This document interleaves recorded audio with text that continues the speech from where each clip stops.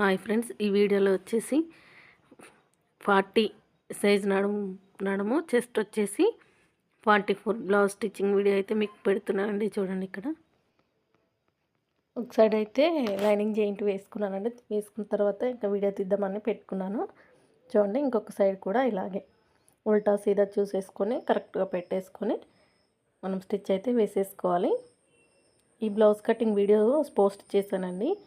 ఎవరికైనా మీకు ఇది స్టిచ్చింగ్ అర్థం కాకపోతే కటింగ్ చూడండి. కటింగ్ చూసిన తర్వాత స్టిచ్చింగ్ రండి. చూడండి, ఇలా మెయిన్ పార్ట్ మీద లైనింగ్ పార్ట్ పెట్టుకొని ఇలా ఉండాలి, నీట్గా స్టిచ్ వేసుకుంటూ రావాలి. ఇంతే, అయిపోయింది. ఇంకా ఫ్రంట్ పార్ట్ జాయింట్ వేయడము. ఇలా జాయింట్ వేసేసుకొని రెండు వేసుకున్న తర్వాత ఎక్స్ట్రా క్లాత్ కట్ చేయాలండి. ఒకటి వేయగానే కట్ చేస్తే ఒకవేళ మనం అటు ఇటుగా, అంటే బిగినర్స్ చేస్తుంటారు అలాంటి పని, అటు ఇటుగా అయితే విప్పుకోవచ్చు అనమాట. రెండు వేసిన తర్వాత కరెక్ట్గా వేసామా లేదని చూసుకొని ఎక్స్ట్రా ఉన్న క్లాత్ అయితే కట్ చేసేసుకోవాలి ఇలా నీట్గా.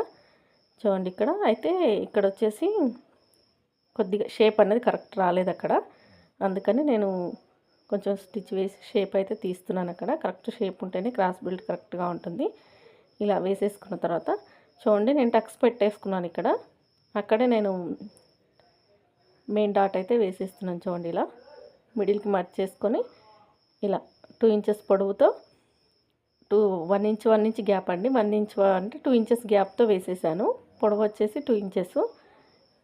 2 ఇంచెస్ కొంచెం తక్కువగానే వేసాను గ్యాప్ వచ్చేసి, ఎందుకంటే హెవీ చెస్టే, కాకపోతే మళ్ళీ సైజ్ బ్లౌజ్ ఫిల్ట్ అనేది తక్కువగా ఉంది. అందుకని ఈ ఉక్స్ సైడ్ వచ్చేసి మిడిల్లోకి సెంటర్లోకి ఇలా పట్టేసుకొని ఇక్కడ కూడా డాట్ అయితే వేసేస్తున్నాను. చూడండి, ఇక్కడ ఇలా నీట్గా మొత్తం డాట్స్ అయితే వేసేసుకోవాలి. ఇలా ఈ బ్లౌజ్కి వచ్చేసి 4th డాట్ కూడా వేస్తున్నాను. చూడండి, ఇక్కడ మనం క్రాస్ పట్టి అంటుకుంటాం కదా, కుట్టుకుంటాం కదా, దానిపైనుంచి 4th డాట్కు చూసుకోవాల్సిన అవసరమే లేదు. చూడండి, ఇలా మెయిన్ డాట్ని పట్టేసుకుంటే ఆమ్రౌండ్ సైడ్ డాట్ వచ్చేస్తుంది. అది కూడా పాదం మందం ఖర్చు పట్టుకొని ఇలా వేసేసుకోవాలి. ఇలా ఆమ్రౌండ్ సైడ్ ఉన్న డాట్ కూడా వేసేసుకోవాలి. ఇలా మెయిన్ డాట్ని పట్టేసుకుంటే మనకు ఆమ్రౌండ్ సైడ్ ఉన్న డాట్ వచ్చేస్తుంది. ఇలా స్టిచ్ వేసేసుకోవాలి. చూడండి, ఇక్కడ ఇంకొక సైడ్ కూడా వేస్తున్నాను. నాకైతే బ్లౌజ్ స్టిచ్ చేస్తుంటే ఇలాగే అలవాటండి, ఒకటి తర్వాత ఒకటి పెట్టేసి వేసేసుకోవడమే. రెండు సమానంగా కరెక్ట్గా వచ్చేస్తాయి. చూడండి, డాట్స్ అయితే అయిపోయాయి. ఇప్పుడు వచ్చేసి క్రాస్ బెల్ట్ అయితే స్టిచ్ చేసుకుంటున్నాను. ఈ వీడు వచ్చేసి బాడీ సైజ్ పెద్దగా ఉండడం వల్ల నాకు క్రాస్ బెల్ట్లు అనేది 3 అయితే రాలేవండి. ఇంకా 2 వేసేస్తున్నాను. నా దగ్గర మ్యాచింగ్ కలర్ కూడా క్లాత్ లేదు ఇప్పుడు, ఇంకా అందుకని నేను 2 పీసెసే వేస్తున్నాను. కానీ 3 వేయండి, 3 పీసెస్ వేస్తేనే ఫినిషింగ్ బాగుంటుంది. ఇంకా క్లాత్ లేక నేను అలానే వేసేస్తున్నాను. ఇక్కడ మీరు అయితే 3 పీసెస్ వేయండి. 2 లైనింగ్ పీస్లో ఒకటి మెయిన్ పీస్, అలా వేస్తేనే బాగుంటుంది. హ్యాండ్స్ కూడా రాలేదండి ఈ బ్లౌజ్లో, సరిపోలేదు. నేను ఎలా స్టిచ్ చేశాను హ్యాండ్స్ రాకపోయినా, క్లాత్ లేకపోయినా అనేది చూడండి. మీరు వీడియో చివరి వరకు చూస్తే మీకు అర్థమవుతుంది. చూడండి, ఇలా క్రాస్ బెల్ట్ చూస్తున్నారు కదా, మనం లోడింగ్ స్టిచ్ వేసుకున్నట్టు లోడింగ్ క్రాస్ బెల్ట్ అండి ఇది. ఈ పద్ధతిలో వేస్తాను నేను. మెయిన్ సైడ్ వచ్చేసి మెయిన్ పీస్ క్రాస్ బెల్ట్, కింది సైడ్ వచ్చేసి లైనింగ్ పెట్టేసుకొని అలా ఫస్ట్ ఒక స్టిచ్ వేసుకొని ఉల్టా చేసేసుకొని మనకి ఎంత వరకు అవసరమో చూసుకొని మిగిలింది ఇలా ఉల్టా చేసేసి ఫ్రంట్ పార్ట్ మొత్తం ఆ క్రాస్ బెల్ట్ లోపలికి ఇలా నెట్టేసుకోవాలి. మనకు క్రాస్ బెల్ట్ రెండుకి మాత్రమే స్టిచ్ పడాలి. కింది వైపున మిడిల్లో ఉన్న క్లాత్ లోపలికి నెట్టేసుకొని ఇలా స్టిచ్ వేసేసుకోవాలి. ఇంకొక సైడ్ కూడా సేమ్ అలానే ఎక్స్ట్రాగా ఉన్న క్లాత్ కట్ చేసేసుకొని ఇలా మిగిలిన క్లాత్ అంతా లోపలికి పెట్టేసుకొని ఇలా వేసుకోవాలి. ఇలా నీట్గా మన ఫ్రంట్ పార్ట్ మీద అసలు కుట్టు పడకూడదు అనమాట. ఒక సంచిలోకి దూర్చినట్టుగా దూర్చేసుకోవాలి. ఫినిషింగ్ బాగుంటుందండి. ఇలా కుట్టడం నేర్చుకోండి మీరు. చూడండి, క్రాస్ బెల్ట్ అయితే రెడీ అయిపోయింది. ఇక్కడ చూడండి, ఇక్కడ ఈ ఫ్రంట్ పార్ట్ మీద కుట్టు పడితే లోపల పట్టేస్తుంది అనమాట, అందుకని పడకుండా వేసుకోవాల్సి ఉంటుంది. ఇక్కడ మాత్రం జాగ్రత్తగా వేసుకుంటే సరిపోతుంది. ఉక్స్ పట్టి కాజా పట్టి చెక్ చేసుకుంటే సమానంగా వచ్చేసాయి మనకు. ఇక్కడ మనం నెక్ దగ్గర పీస్ ఉంటుంది కదా, లైనింగ్ పీస్, అది ఉక్స్ పట్టికి కాజా పట్టికి కట్ చేసుకుంటున్నాను. చూడండి, ఇక్కడ నాకు మెయిన్ క్లాత్ ఉందా లేదా, మెయిన్ క్లాత్ పెట్టాలి కదా ఉక్స్ పట్టికి, కాజా పట్టికి, అందుకని 2 ఇంచెస్ వెడల్పుతో మెయిన్ పార్ట్ కూడా కట్ చేసుకుంటున్నాను ఇక్కడ. చూడండి ఇక్కడ మెయిన్ పార్ట్ పై వైపున కింది వైపున వచ్చేసి లైనింగ్ పెట్టేసుకొని ఇలా కింది నుంచి పెట్టుకోవాలి. కాజా పట్టికి వచ్చేసి కింది నుంచి పెట్టుకోవాలి. మిడిల్లో లైనింగ్, పైన మెయిన్ పార్ట్ అనమాట. చూడండి అక్కడ నేను పెట్టాను చూడండి, మీకు అర్థమవుతుంది. ఇలా రావాలి.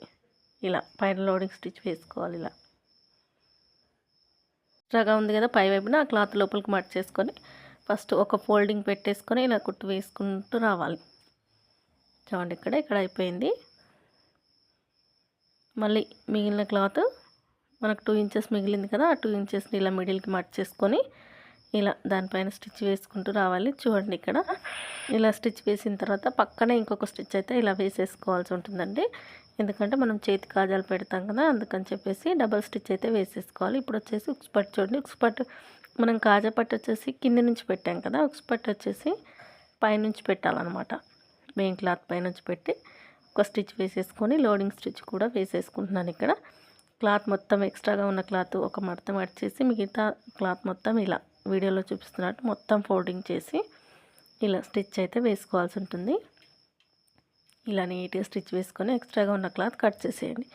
మనకు ఫ్రంట్ పార్ట్ అయితే రెడీ అయిపోయింది. ఉక్స్ పట్టి కాజా పట్టి కూడా సమానంగా వచ్చేసాయి ఇక్కడ.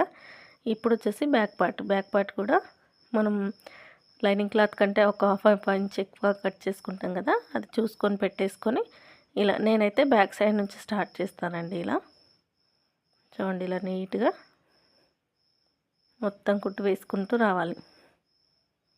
ఇలా సర్దుకోవాలి, ఎక్కడికక్కడ క్లాత్ అనేది సర్దుకుంటూ వేసుకుంటూ వస్తే సరిపోతుంది. ఒక సైడ్ కుట్టు వేస్తే ఇంకొక సైడ్ చూడలేమనుకోండి తగ్గిపోతుంది అనమాట, సాగుతుంది కదా సన్నటి క్లాత్లు. అందుకని ఇలా చేత్తో నీట్గా అనుకుంటూ ఎక్కడ ముడతలు లేకుండా ఇలా మొత్తం స్టిచ్ వేసుకుంటూ రావాలి. మధ్యలో కరెంట్ పోయిందండి, అందుకే మీకు ఇక్కడ గ్యాప్ వచ్చింది. ఈ బ్లౌజ్ పెట్టుకున్నప్పటి నుంచి ఒక 3-4 సార్లు కరెంట్ అయితే పోతూనే ఉందన్నమాట. ఇంకా అలాగే స్టిచ్ చేస్తున్నాను, వచ్చినప్పుడు వీడియో తీస్తూ స్టిచ్ చేస్తున్నాను. ఇంకా చూడండి ఇలా మొత్తం స్టిచ్ వేసుకుంటూ రావాలి ఇలా నీట్గా. ఇప్పుడు వచ్చేసి ఎక్స్ట్రాగా ఉన్న క్లాత్ ఇక్కడ ముడతలు లేకుండా వేసుకున్న తర్వాత ఈ ఎక్స్ట్రాగా ఉన్న క్లాత్ అయితే మొత్తం కట్ చేసేయాలి. చూడండి ఇక్కడ ఇలా మొత్తం నీట్గా ఎక్స్ట్రాగా ఉన్న క్లాత్ మొత్తం కట్ చేసేయాలి. ఇలా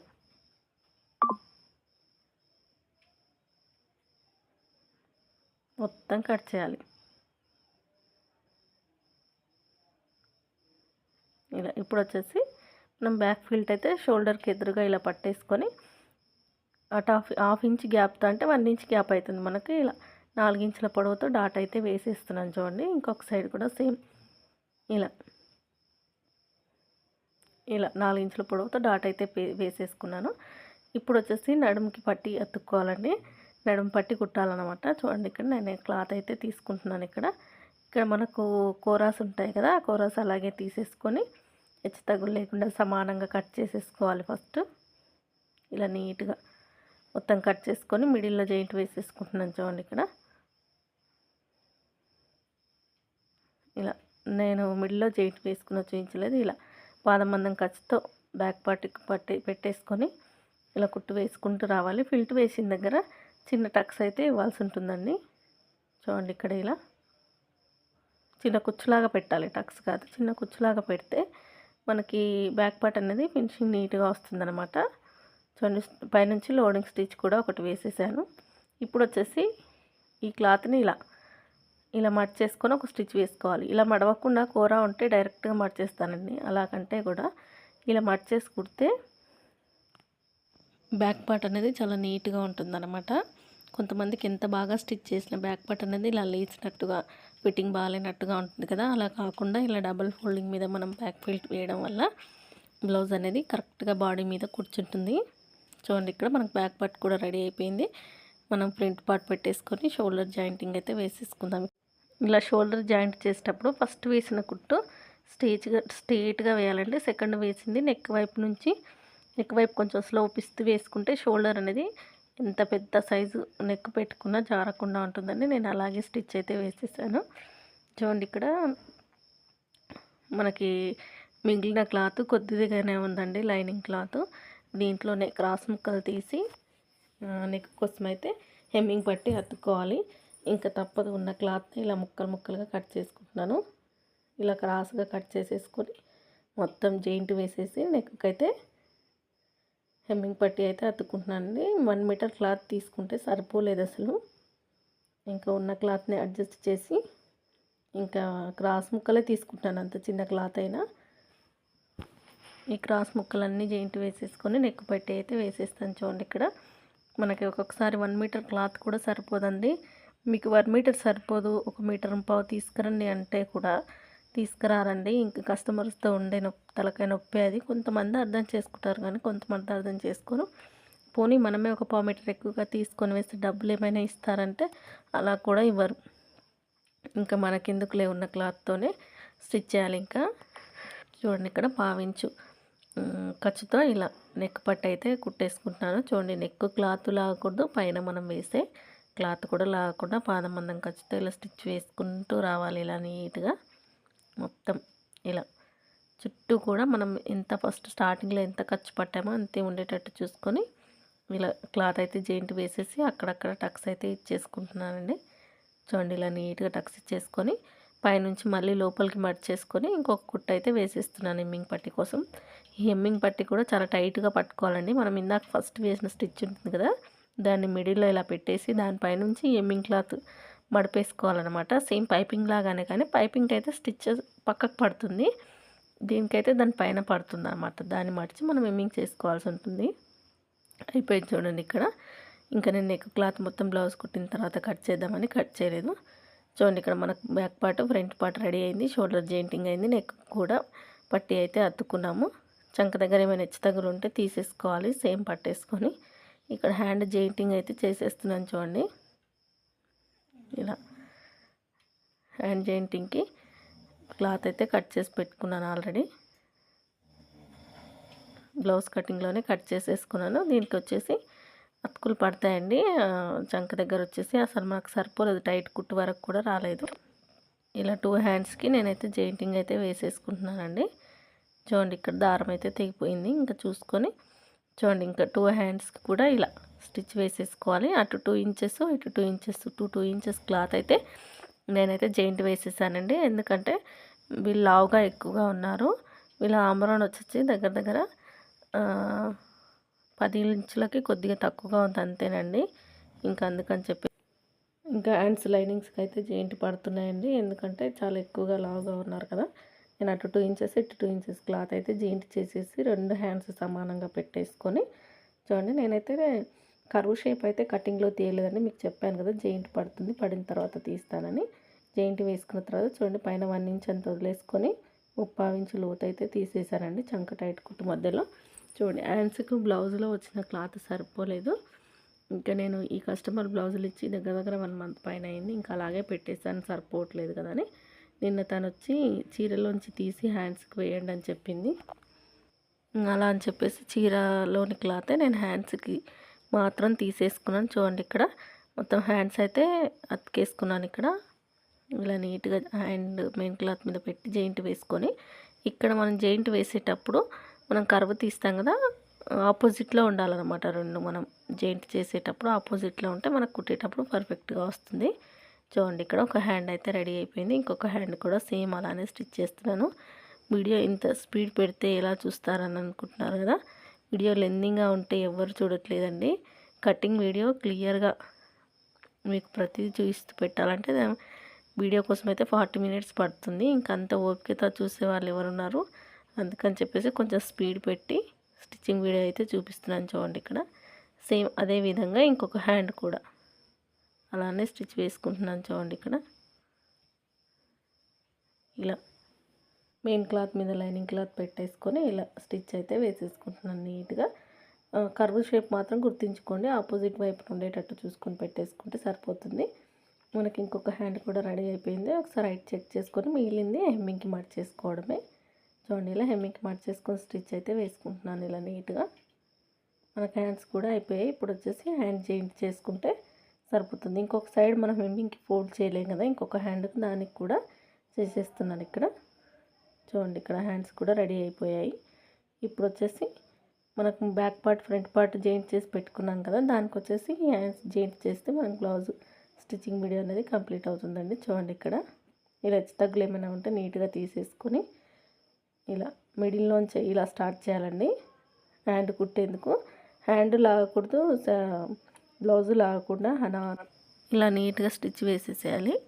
అలా వేయడం వల్ల బ్లౌజు నీట్గా ఉంటుందండి. ఖర్చు ఎక్కువగా ఒక దగ్గర తక్కువగా పట్టుకుంటే టైలరింగ్లో అనేది మీరు ఇంకా సక్సెస్ అయినట్టే అనమాట. అలా ఉంటుంది. చూడండి 2 హ్యాండ్స్ రెడీ అయిపోయాయి. ఇక్కడ నీట్గా స్టిచ్ వేసుకోవాలి. ఇంకొక సైడ్ కూడా సేమ్ అంతేనండి, అలాగే స్టిచ్ వేసుకోవాలి. ఇలా వేసేసుకున్న తర్వాత ఒక కుట్టు కంప్లీట్ అయిన తర్వాత బ్లౌజు ఇలా సమానంగా పెట్టేసుకొని ఒకసారి చెక్ చేసుకోవాలి కింద ఏమైనా హెచ్చు తగ్గులు ఉందా, కరెక్ట్గా లేదని. కరెక్ట్గా ఉంటే సైడ్స్ కుట్లు వేసేయడమేనండి. చూడండి ఇక్కడ నేను హ్యాండ్ లూజ్ ఎంత ఉందో అంత పెట్టేసుకొని, ఆమ్ రౌండ్ ఎంత ఉందో అంత సైజు నుంచి పెట్టేసుకొని స్టిచ్ అయితే వేస్తున్నాను. ఇక్కడ సేమ్ మనం హ్యాండ్కి ఎలా అయితే చెక్ చేస్తామో లూజు, నడుము దగ్గర కూడా ఇలా మిడిల్కి మట్ చేసుకొని వీడియోలో చూపిస్తున్నట్టు చెక్ చేసుకోవాల్సి ఉంటుంది.